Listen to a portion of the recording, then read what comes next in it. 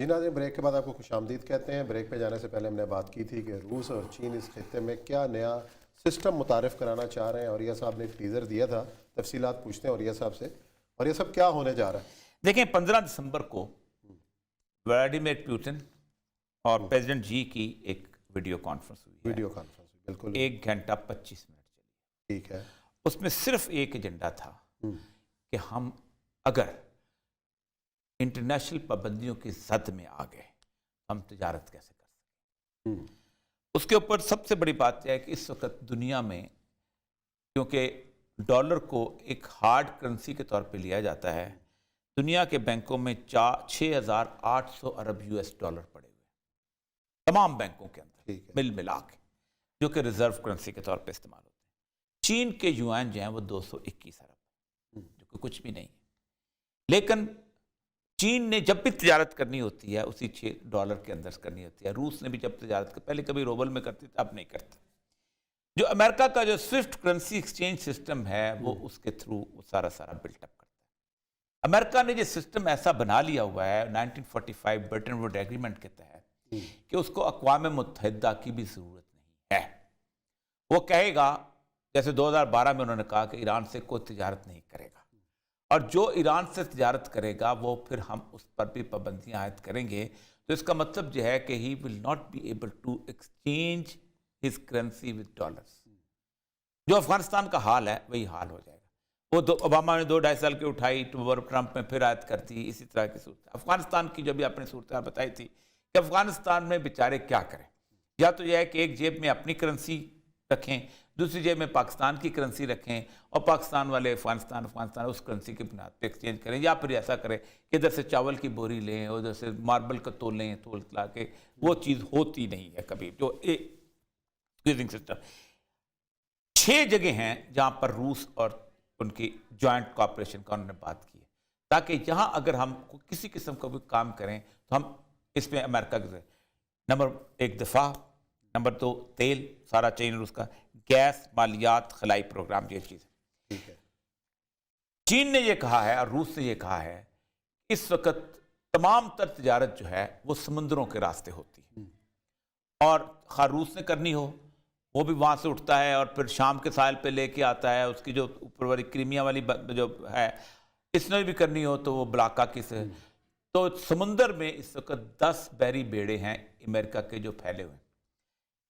Putin نے کہا ہے کہ these are not fleets, these are American garrisons۔ یہ چھاؤنیاں ہیں 10 بڑی بڑی، جس کے اوپر 2-2 ہزار جہاز ہے اور سارا کچھ ہے، میزائلز لڑے ہوئے ہیں، اینٹی سب مرینز ہیں، سب کچھ۔ We cannot، جب چاہے گا امریکہ اس کو روک دے گا۔ اس کا راستہ صرف ایک ہی ہے کہ آپ ون بیلٹ ون روڈ کے ذریعے اس تجارت کو 80% تک اس پہ لے کے آئیں۔ اس کے لیے وہ جنوری کے اینڈ میں ایک سسٹم انٹروڈیوس کرنا چاہتے ہیں کہ جو ملک بھی اس سارے معاملے کے اندر سی پیک کے اندر ان کے ساتھ آئے گا، he will shun from American currency، وہ ہمارے ساتھ ہماری کرنسی کے اندر ایکسچینج کرے گا۔ 68 ملک ہیں اس وقت دنیا کے اندر، جن میں لیٹن امریکہ کے ملک ہیں، جن میں افریقہ کے ملک ہیں، اور جن میں پاکستان بھی شامل ہے۔ بے شک آدھا ادھر آدھا ادھر ہو، لیکن شامل ہے، اور کہیں اور جا بھی نہیں سکتا، سمپل سی بات۔ اب وہ کہتے یہ ہیں کہ اگر جب ہم یہ شروع کر دیں گے تو دنیا کی جو معدنیات ہیں وہ کس کے پاس ہیں؟ افریقہ کے پاس۔ دنیا کے تجارتی راستے کس کے پاس آ جائیں گے؟ ہمارے پاس آ جائیں گے۔ دنیا کی جو بیسک بڑی سکت ایگریکلچر، ایمیزون فارسٹ، یہ وہ کس کے پاس ہے؟ لیٹن امریکہ پاس۔ تو پھر امریکہ کی کرنسی محدود ہو جائے گی یورپ اور امریکہ کے درمیان۔ تو کیا کریں گے وہ؟ جب وہ پاکستان سے خریدنا چاہیں گے فٹ بال یا شوز یا شرٹیں، تو پھر ان کو اپنی کرنسی کس میں کنورٹ کرنی پڑے گی؟ یوان میں، یا جو کرنسی آئے گی، یوان آئے یا روبل آئے۔ اب یہ صورتحال وہ کہتے ہیں کہ ہم جنوری میں اور ہم اس کے اینڈ تک ہم اس کو لے کے آئیں گے۔ لیکن مسئلہ سارا یہ ہے، آج سے بہت عرصہ پہلے تک آپ کو یاد ہوگا کہ پاکستان نے ایک ایگریمنٹ کیا تھا چائنا کے ساتھ کہ ہم آپ کے اس گلوبل سسٹم کے ساتھ ہم انٹر ہو جائیں گے اور ہم گوگل ارتھ وغیرہ سے نکل جائیں گے، اور چائنا کا اپنا سسٹم ہے بہت بڑا۔ ہم نے اس پہ ایگریمنٹ بھی کر لیا، لیکن ہم نے گوگل سے باہر نہیں نکلے۔ ظاہر بات ہے اگر وہ چائنا کا سسٹم آئے گا تو ہم اس کے حساب سے یوز ٹو ہو کے ہم کام شروع کر دیں گے. وہ بھی تو اسی طرح سیٹلائٹ ہے, یہ بھی اسی طرح سیٹلائٹ ہے, تھوڑی سی ذرا سا ہلکی ہلکی انگریزی بولے گا, لیکن چائنیز انگریزی جو آپ دیکھیں CCTV بڑی اچھی انگریزی بولتے ہیں وہ لوگ, ظاہر بات ہے وہ سیکھ کے بولتے ہیں. تو سارے امریکہ کے جو چائنیز جو بیٹھے ہیں وہ سارے. اب اس وقت کی صورتحال یہ ہے کہ عثمان صاحب وہ چاہتے یہ ہیں کہ دسمبر 2022 تک یہ کرنسی جو ہے یہ فنکشن کرنا شروع کر دے, اور ان کو بہت سارے ملکوں کی سپورٹ حاصل ہے جو کہ اینٹی امریکن ہے. مثلا ان کو سیریا کی سپورٹ حاصل ہے, ان کو عراق کی سپورٹ حاصل ہے, ان کو ایران کی سپورٹ حاصل ہے, ان کو نیچے افریقن کنٹریز کی سپورٹ حاصل ہے. اس کے بعد ان کو اب دیکھیں نا پیچھے رہ جائے گا آسٹریلیا, سڈنی. تو یہ ہے اصل صورتحال. اب پاکستان کے اندر 2-3 چیزیں بڑی اہم ہیں, اور وہ اس لیے اہم ہیں کہ پاکستان کا جو سسٹم آف گورننس ہے اس کے بارے میں ایک زمانے میں پریزیڈنٹ جو جی تھا اس کے ساتھ ملاقات ہوئی تھی ایک بہت بڑے پاکستانی ہائی اسٹیشنڈ آدمی کی, تو اس نے کہا تھا دیکھیں بات سنیں کہ we need 2 things, 20 years stability and 20 years continuity. یہ آپ ہمیں انشور کر دیں, اور پھر اس کے بعد ہمیں کوئی فکر نہیں, جو مرضی چلائیں, جس طرح کا چلائیں, سزا دیں نہ دیں, جس کو مرضی رکھیں.